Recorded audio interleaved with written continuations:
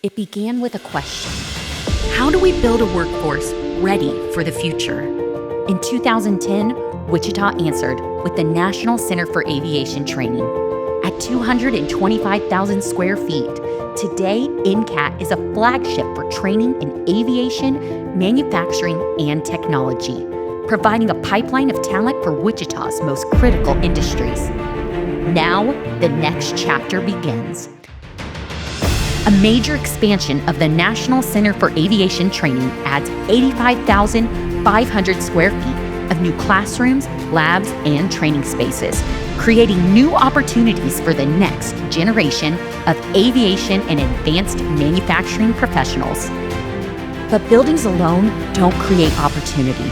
Opportunity is made possible through those who choose to invest in what's next.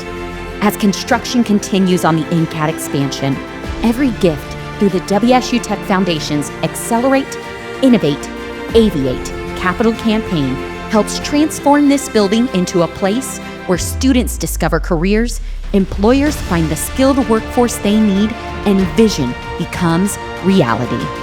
The future starts here, in our classrooms, in our labs, and in the minds of those who dare to imagine what's possible.